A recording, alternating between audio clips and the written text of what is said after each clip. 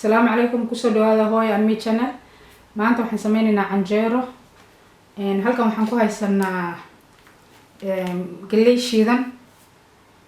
halkan waxaan ku haysanaa yeast halkan waxaan ku haysanaa hal koob oo biyo qandac galleydii hal koob meeshaas ku shubay iyo cusbo yar iyo sokor because cajiinka aan sameysanaynaa oo canjeerada aan ku qasan lahayn waan soo laabanaa hadda waan sameynaynaa galleydan fast ku shubaya iyo cusbada iyo sokortii yeastigii aan ku daraya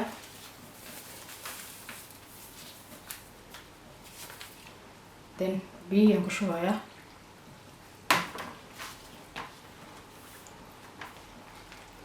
intaas aan isku qasayna insha Allah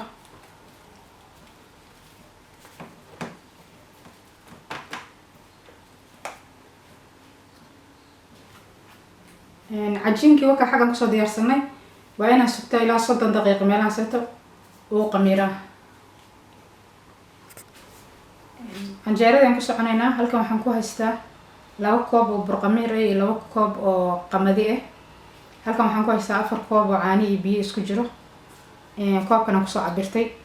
halkan waxaan ku haystaa 2 qaado sokor iyo cusbo half qaado ah halkan waxaan ku haystaa galleydii shiidneed oo haday qamiirka aan u diyaarsaday oo 30 daqiiqo aan soo daboolay hadda waan qasaya markaa hadda waxaan ku daray sokorti galleyda soo shiiday qamiirka aan ku darayaa waxaan ku darayaa caanihii iyo biyihii marka waa soo qasaya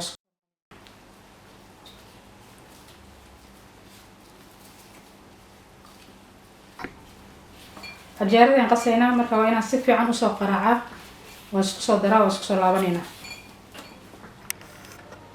canjeeradii waa soo diyaarsanay halkaas ay diyaar noogu tahay weena adeeg ka noqon jilaacnay ka noqon canjeerada xagga diyaar noogu tahay waa inaan daboolna ee qamiirtaa ilaa 30 daqiiqo canjeeradan ku soconaa way noo soo qamiirtay way noo soo faxday ma sha Allah aan dubanayna